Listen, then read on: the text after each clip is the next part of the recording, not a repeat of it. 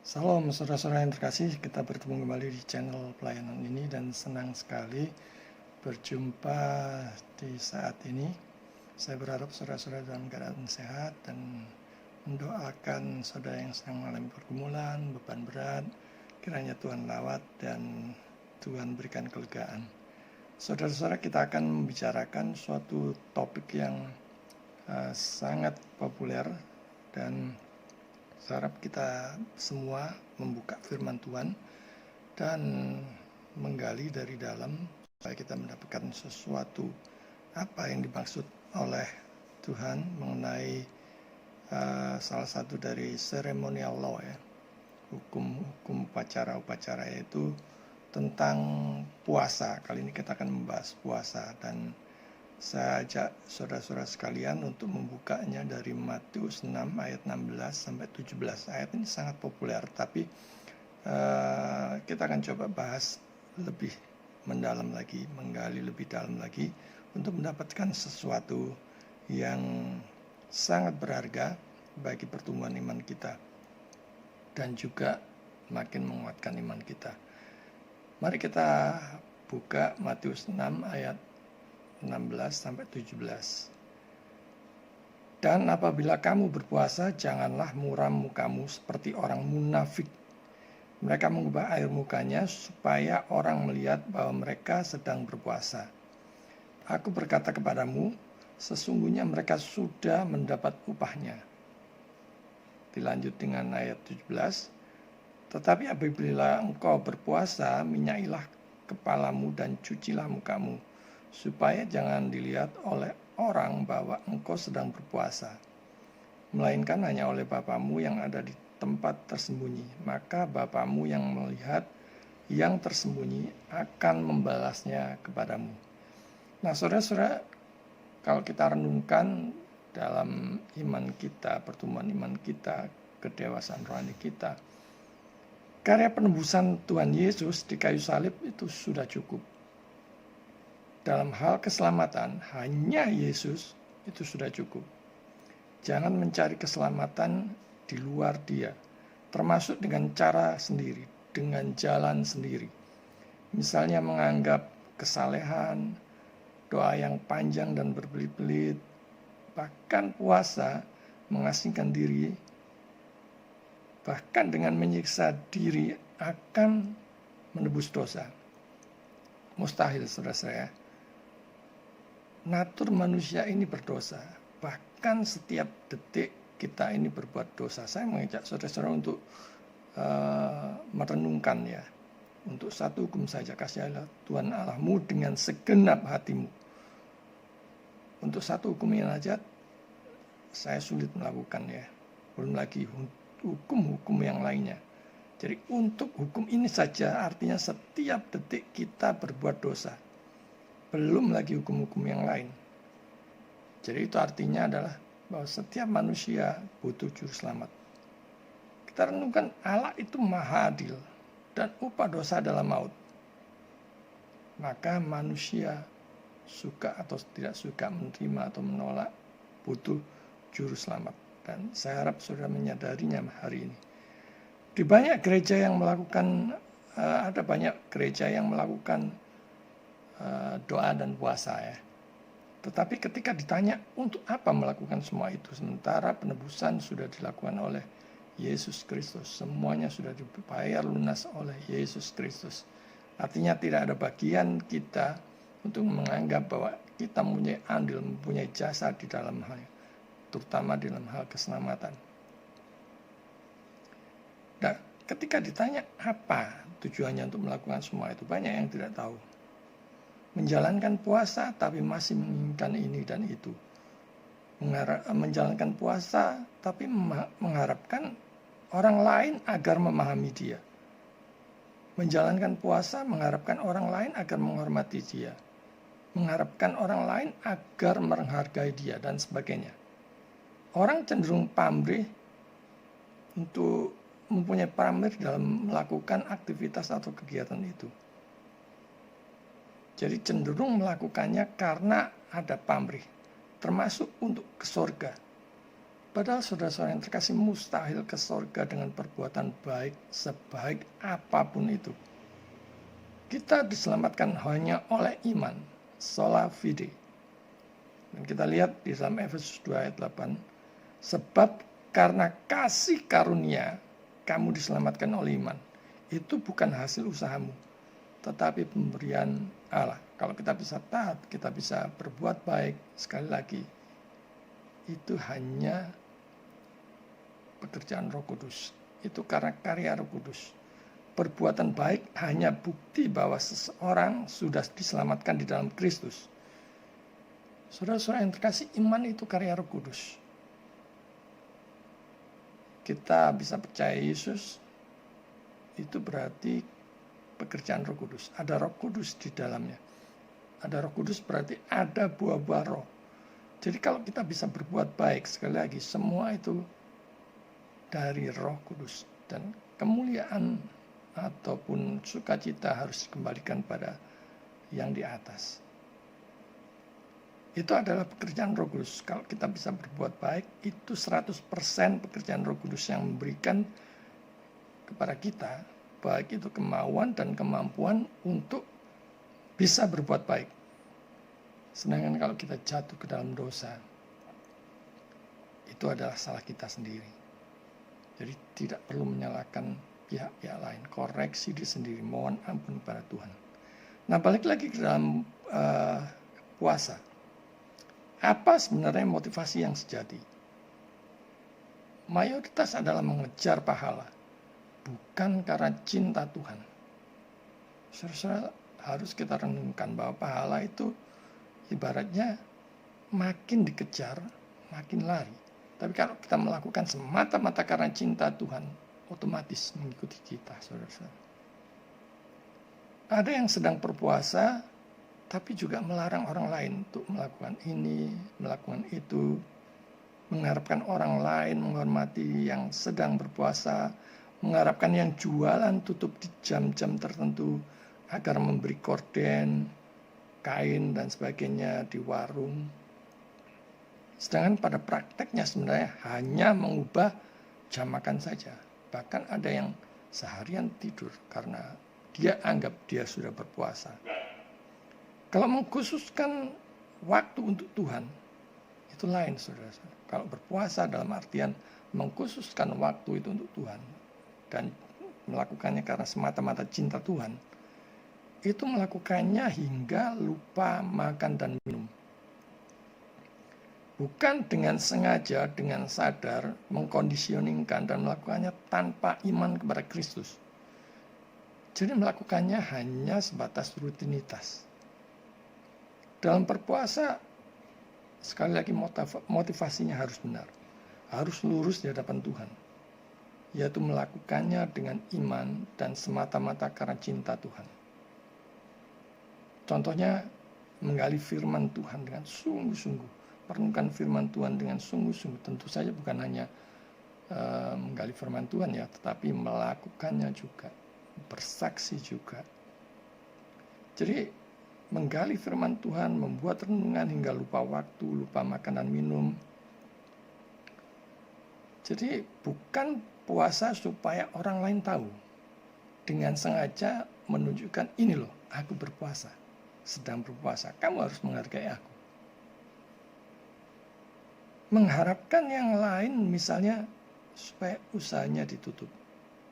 Supaya menghormati dia, supaya menghargai dia. Supaya mengerti dirinya sedang berpuasa dan sebagainya. Apakah orang lain juga tidak berhak atas yang demikian kalau dia berpikir seperti itu? Berharap dapat pahalanya makin besar kalau bisa melewati halangannya tersebut. Lantas bagaimana jika dengan sengaja menghilangkan halangan itu?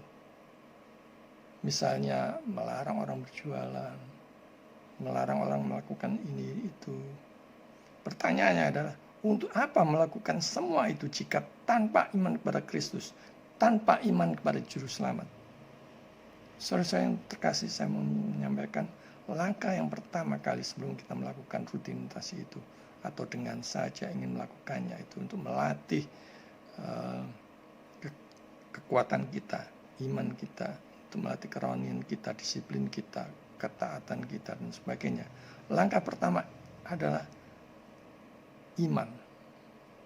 Menerima Yesus sebagai Tuhan dan Juru Selamat sekarang juga.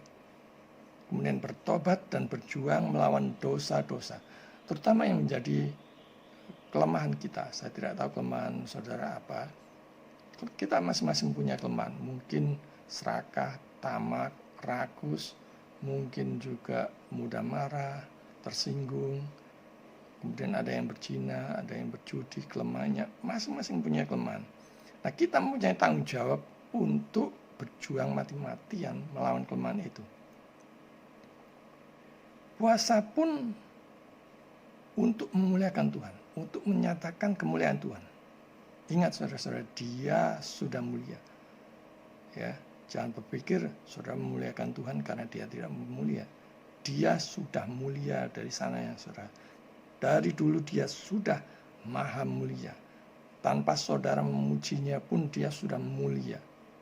Tanpa engkau berpuasa pun Dia sudah mulia. Hari ini kita akan belajar dari kitab suci tentang puasa. Apakah puasa itu menyelamatkan? Apakah puasa bisa menghapus dosa? Ya, kita lihat di dalam Yesaya 64 ayat 6. Demikianlah kami sekalian seperti seorang najis. Dan segala kesalahan kami seperti kain kotor. Perhatikan kata segala kesalahan kami. Jadi sebaik apapun, sesaleh apapun, di hadapan Allah yang Maha Kudus, kita ini seperti kain kotor. Dalam bahasa aslinya, kalau saudara menggalinya, itu artinya kain bekas cemar perempuan yang begitu menjijikkan di hadapan Allah yang Maha Kudus. Nah, kalau dalam hal kesalehan atau perbuatan baik, sebaik apapun itu, dalam pandangan Allah seperti kain kotor, apalagi dosa-dosa. Kita dibenarkan oleh Allah hanya karena Kristus yang ada di dalam diri kita. Jadi kita semacam diberi jubah kebenarannya.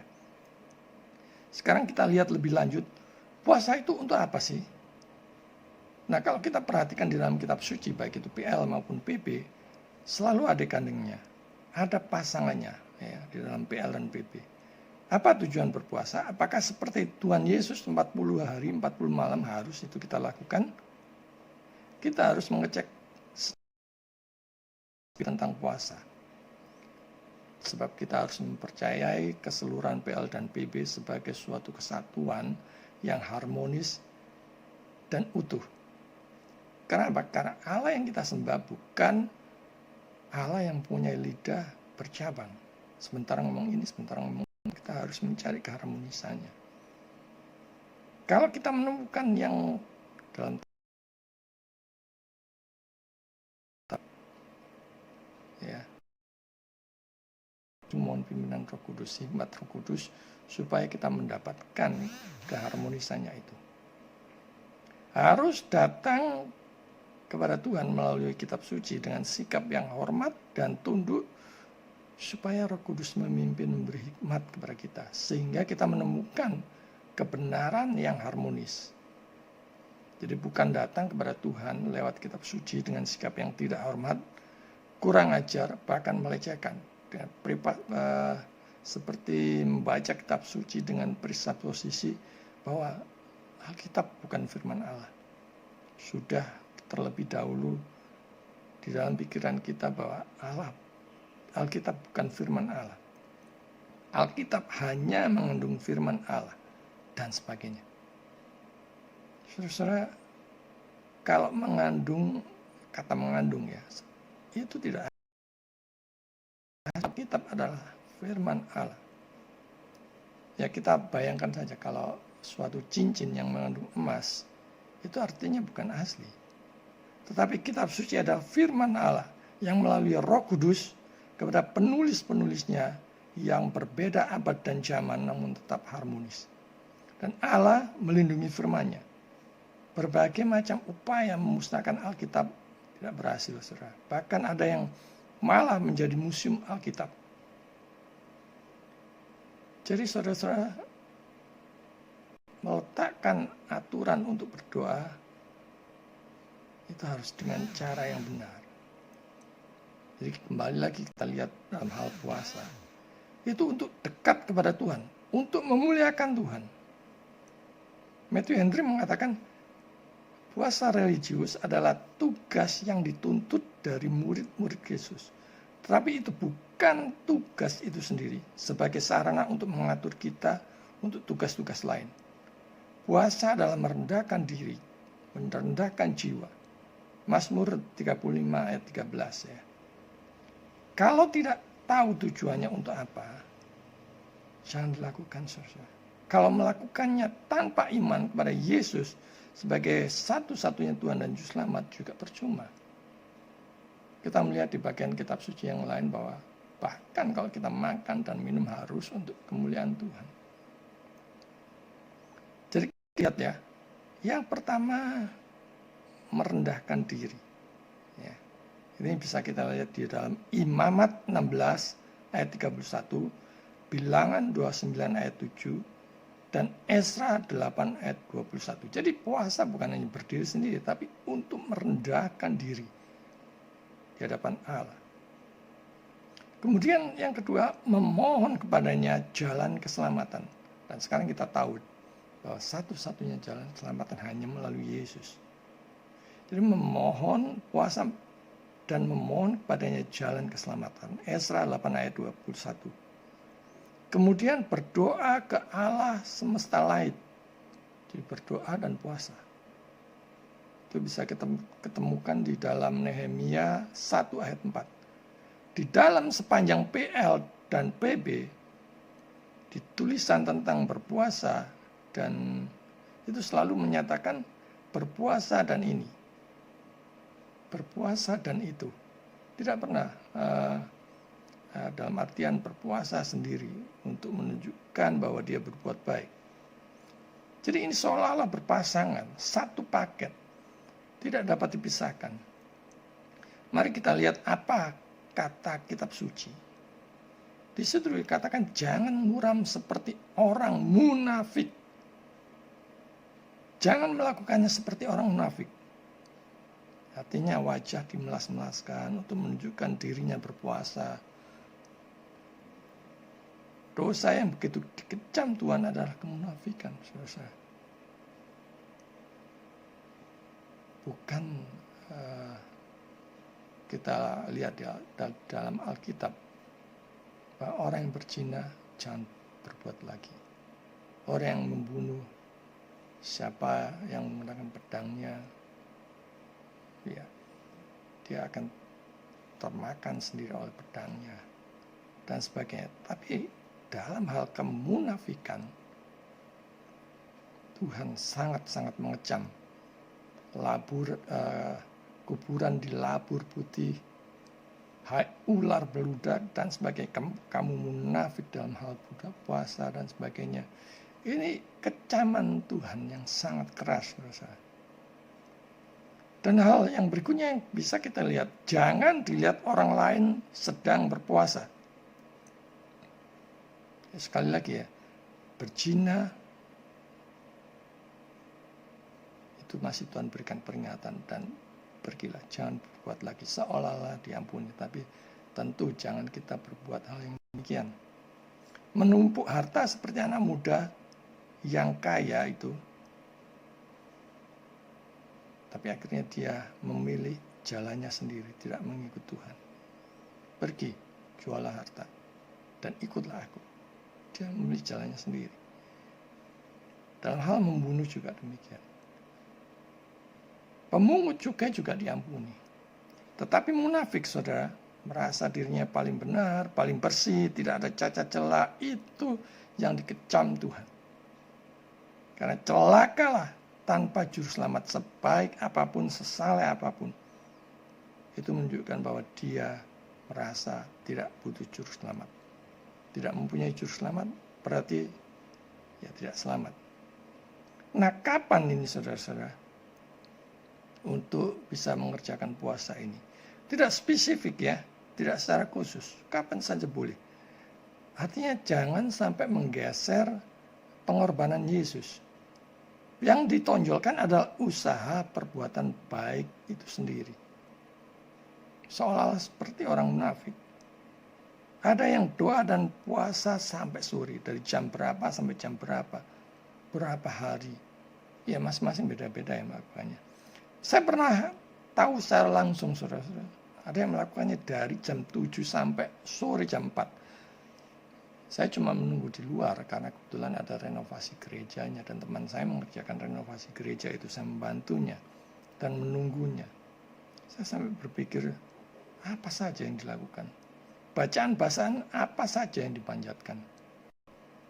Kalau kita melihat Matius 6 ayat 7, lagi pula dalam doamu itu, janganlah kamu bertele-tele seperti kebiasaan orang yang tidak mengenal Allah. Mereka menyangka bahwa karena banyaknya kata-kata, doanya akan dikabulkan. Jadi coba perhatikan saudara. Jangan bertele-tele. Ya, yang bertele-tele adalah kebiasaan orang yang tidak mengenal Allah. Paradoks ya. Padahal ini menurut pengakuannya dia percaya kepada Allah. Tapi ini dikatakan oleh Tuhan Yesus. Bertele-tele seperti kebiasaan orang yang tidak mengenal Allah. Berdoa tapi masih membenci orang lain. Berdoa tapi masih korupsi. Berdoa tapi tetap menahan upah orang lain dan sebagainya dan sebagainya. Hal waktu berpuasa sekali lagi tidak diberitahu waktunya secara spesifik. Misalnya dari jam berapa sampai jam berapa.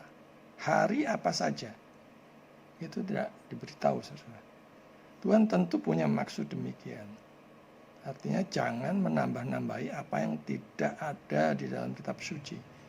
Seperti supaya terlihat lebih saleh, lebih hikmat, lebih khusyuk dan sebagainya. Tapi di dalam Mazmur 35 ayat 13 dikatakan di sana melakukannya ketika sakit. Jadi coba kita lihat Mazmur 35 ayat 13 ya. Di sana dikatakan untuk memakai pakaian kabung, menyiksa diri dan berdoa. Ya. Tetapi ingat, puasa itu dilakukan dengan yang lain. Artinya dengan aktivitas yang lain. Untuk tetap mengucap syukur dan memuliakan Tuhan. Bagaimana melakukannya? Nah ini penting ya. Ini juga bisa kita pelajari dari kitab suci. Jadi sebenarnya bagaimana melakukannya, yang jelas di sana dikatakan tidak makan dan minum. Seperti yang kita dapat di dalam Ester 4 ayat 16. Janganlah makan dan janganlah minum. 3 hari lamanya, baik waktu malam, baik waktu siang. Ester 4 ayat 16. Jadi sekali lagi menahan lapar. Seperti yang dikatakan di dalam Matius 4 ayat 2. Setelah berpuasa 40 hari dan 40 malam, akhirnya laparlah Yesus. Dan 2 Korintus 11 ayat 27 dikatakan untuk menahan lapar dan dahaga. Tetapi apakah cukup dengan menahan lapar dan dahaga saja? Lantas tidak melakukan apa-apa atau misalnya tidur untuk menunggu waktunya makan dan minum lagi? Tidak, saudara. Melakukan puasa juga dengan pertobatan kepada juru selamat. Artinya segera berbalik kepada Allah. Sesegera mungkin.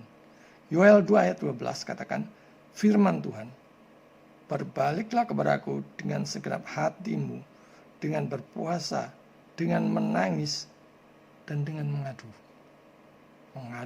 Mengadu itu maksudnya kita keluh kesah kita sampaikan pada Tuhan. Berikutnya adalah berpuasa dan meratap. Sakarya 7 ayat 5.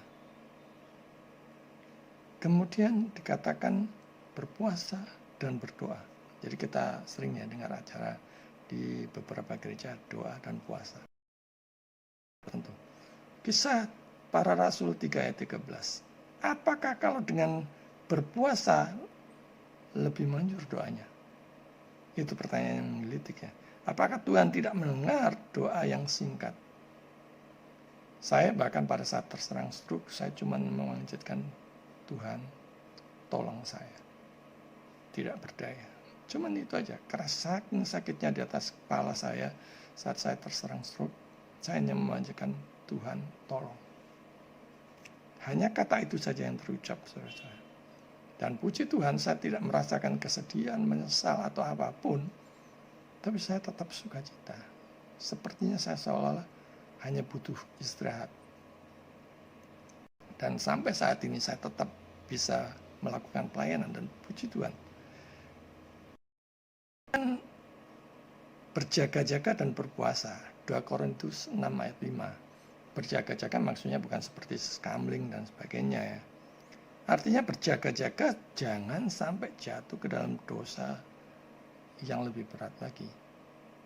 Atau dosa-dosa yang lainnya lagi seperti amarah, tersinggung, kecewa, bersungut-sungut dan sebagainya. Jangan sampai marah dan kecewa atau bersungut-sungut saat berbagai kemalangan datang.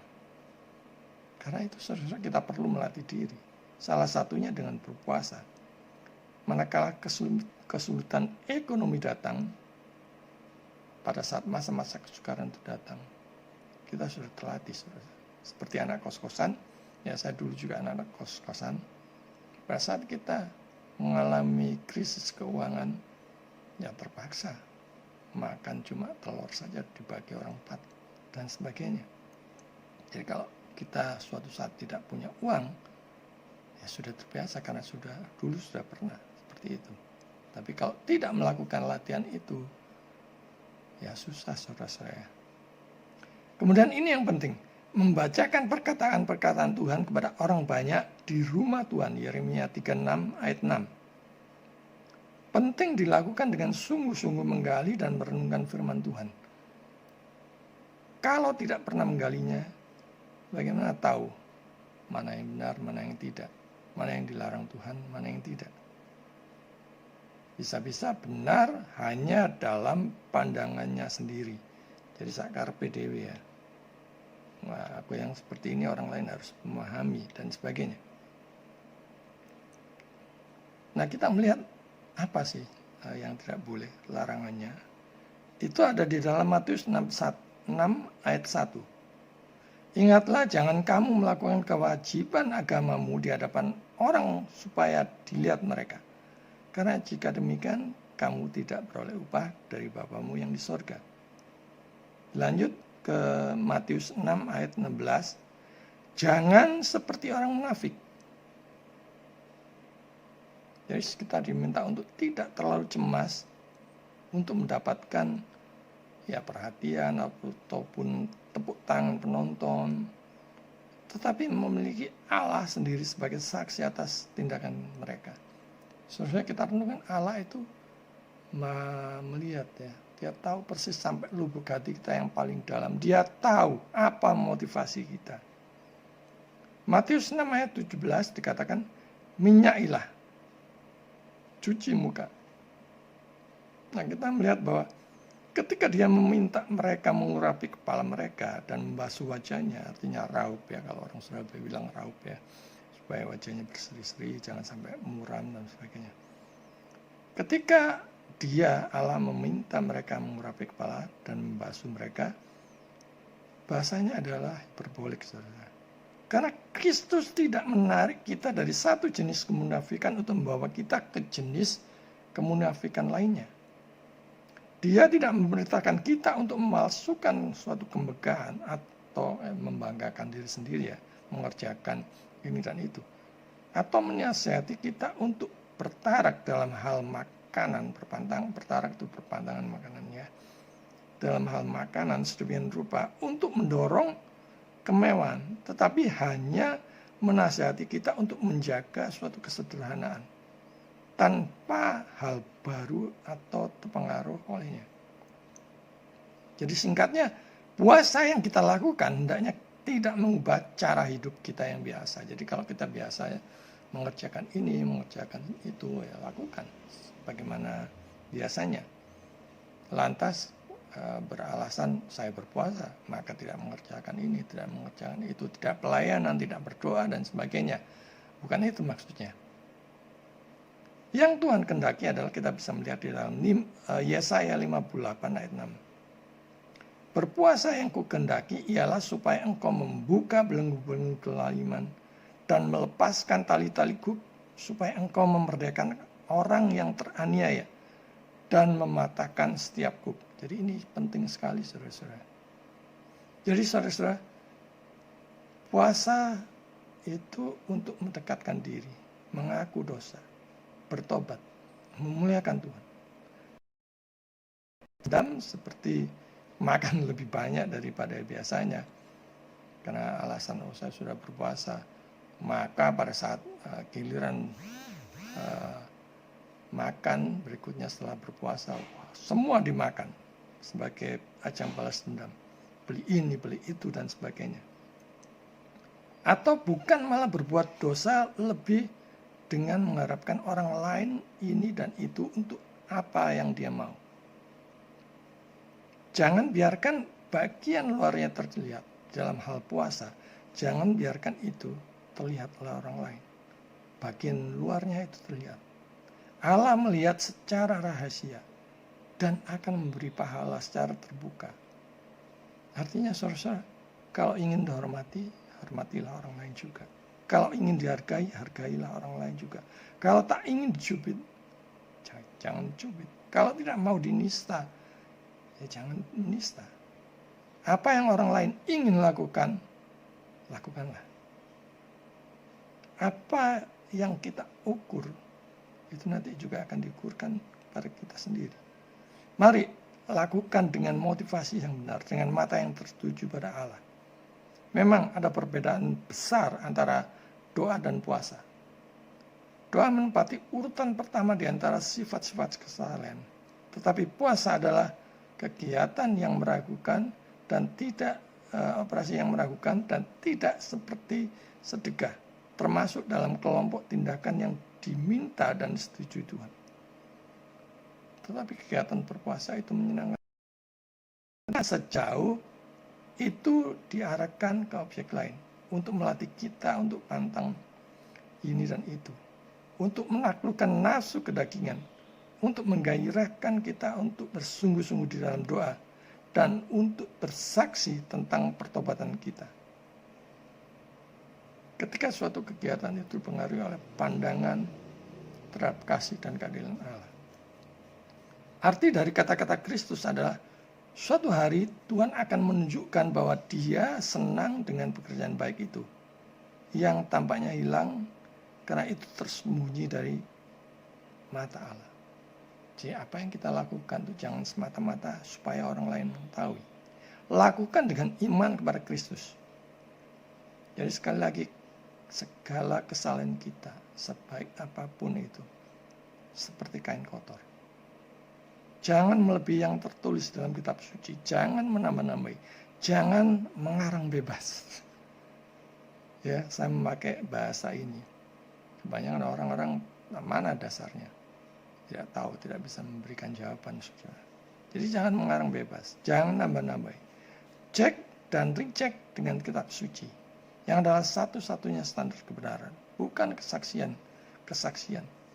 yang bisa ditambahi dan dikurangi. Karena kita ini manusia berdosa. Bukan juga tanda-tanda dan mujizat, karena itu juga bisa.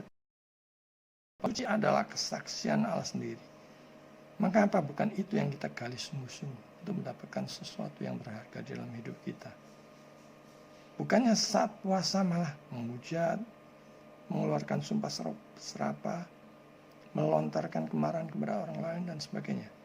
Mari melakukan kebaikan sebagai bentuk ketaatan dan kesalehan dengan motivasi yang benar di hadapan Tuhan. Bukan maunya sendiri. Seperti misalnya melakukan perbuatan, apapun perbuatan baik itu, agar dinilai oleh orang lain.